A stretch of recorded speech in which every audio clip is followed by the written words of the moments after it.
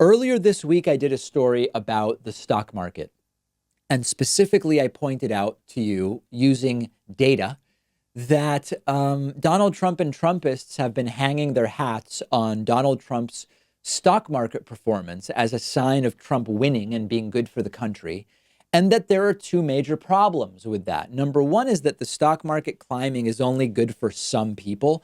And when stocks go up and wages stay the same, that's part of the problem. That's how wealth continues to accumulate at the top. The bigger problem, though, is that stocks rose more under Barack Obama than under Donald Trump. I showed this graph when we did the story.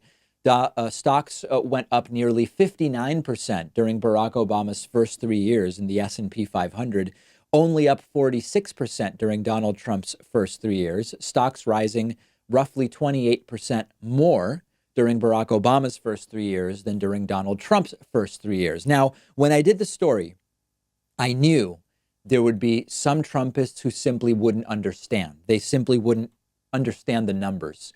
But the degree to which their ignorance has been weaponized into online trolling and harassment and cognitive dissonance with the goal of simply continuing to blindly support Donald Trump, it even stunned me. And I'm going to show you some of the YouTube comments in response to that story. And the truth is, I could do this with a lot of stories that we do, just pick YouTube comments and show them to you. The reason I'm choosing this one is that the subject matter is so simple and it's very objective. It's not super open to interpretation. If you want to talk about Donald Trump's foreign policy maneuvering, what to one person seems like a blunder could be some kind of 4D chess to someone else. And there's really like a debate to be had about it. This is just super clear. The S&P 500 climbed 59% during Obama's first 3 years and 46% during Trump's. That means the S&P 500, the broadest of the big three stock market indices, climbed 25 roughly percent more under Obama than under Trump. It's cut and dry. It's simple. Check out these comments. We have examples of basically every type of response we imagined. Quote, when you crash it first, it's easy to increase it. LOL, this is funny. Of course, this is nonsense on two fronts. Most importantly, that stocks didn't crash under Barack Obama. That's just made up. It's not true. Next comment, quote, I mean, $1 trillion stimulus package, a government bailout of the auto industry and near zero interest rates will do that.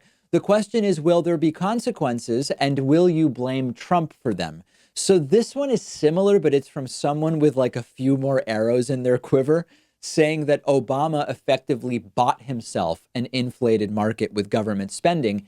That is an admission that government stimulus works, first of all. And hilariously, they seem to be saying that now that Trump has no longer done the same thing as Obama, we are now seeing the consequences, which appear to be slightly slower stock growth under Donald Trump. Completely incoherent. If it doesn't make sense to you, it's because it doesn't make sense. Another comment.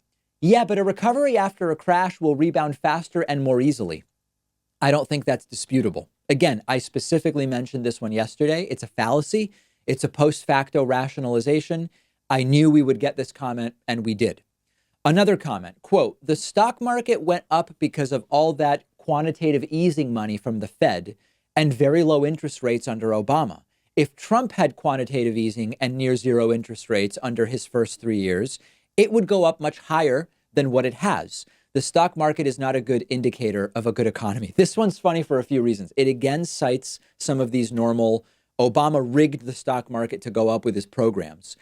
But then it also says Trump hasn't gotten any Fed benefit, even though Trump has. Trump's gotten rate cuts. He complained they weren't big enough. That's a whole farce. But then they also say the stock market doesn't matter anyway in terms of evaluating the economy. Yeah, I said that yesterday. And yet still the metric that Trump and his followers choose to use is stock market performance. Another comment, quote, wrong. Trump had multiple record high peaks, higher than any point during Obama. You are being a disingenuous Democrat. Also, the market is in the average person's benefit when we have a market where companies are struggling to find workers like now versus workers struggling to find work like under Obama. This one's just incoherent, and it's also laced with ad hominems, so not a surprise. And then lastly, quote, what the hell have you been smoking? The market is up 11,000 points since Trump was elected, and 401k are up from 40 to 70%.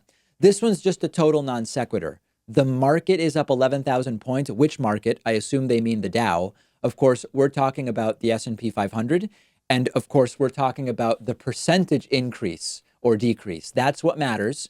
And whatever happened in anyone's individual 401k is really not relevant to the broader conversation that we're having. So the conclusion from this, we can't reason with these people. It's impossible. I want you to see these comments to realize that even on something this simple, they can't be reached. You can't reason with them. You're not going to convince that person to say, you know what, you're right.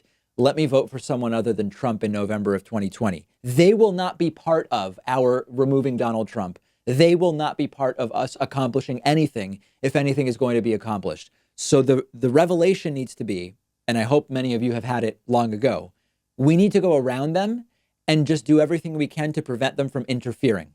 We're not going to convince them to come to our side. Let's convince people already on our side to get out and vote in November of 2020, because these people are not going to see the light, period.